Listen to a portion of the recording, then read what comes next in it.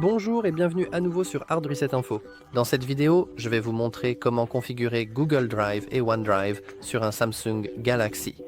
Commençons. Tout d'abord, vous devez aller dans les paramètres, faire défiler un peu vers le bas, puis aller dans Comptes et Sauvegarde. Ici, dans Gérer les comptes, vous devez vous assurer que vous êtes connecté à un compte Google ainsi qu'à un compte OneDrive, également appelé simplement compte Microsoft. Ensuite, vous pouvez quitter, puis vous devez localiser vos fichiers. Sur Samsung, c'est généralement l'application Mes fichiers, juste ici, et par défaut, elle se trouve dans le dossier Samsung. Allons-y, et comme vous pouvez le voir ici, nous avons tout notre stockage. Et si nous faisons défiler vers le bas, nous devrions voir le stockage interne ainsi que OneDrive et Google Drive qui ne sont actuellement pas connectés. Commençons donc par Google Drive. Il suffit simplement de cliquer dessus et après un court instant d'attente, nous devrions normalement pouvoir continuer sans problème.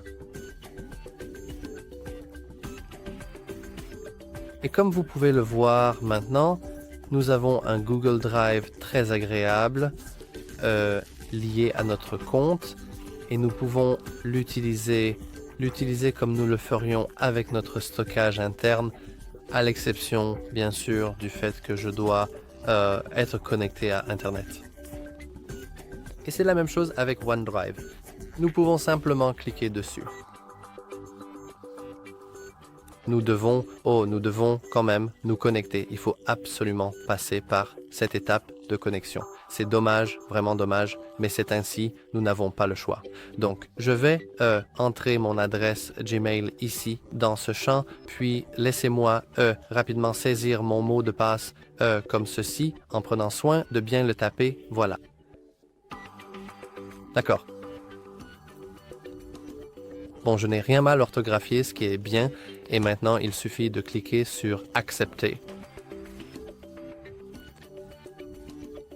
Et comme vous pouvez le voir, OneDrive est déjà prêt à être utilisé. Et tout simplement, comme ça, nous avons aussi tous nos fichiers sur OneDrive. Bien sûr, si vous êtes un nouvel utilisateur, alors votre Google Drive et votre OneDrive devraient probablement être vides, ce qui est compréhensible, mais encore une fois, vous pouvez facilement les utiliser comme vous utiliseriez votre stockage interne habituel. Et voilà, c'est tout pour cette vidéo. Si vous l'avez trouvé utile, n'oubliez pas de liker et de vous abonner. Merci d'avoir regardé.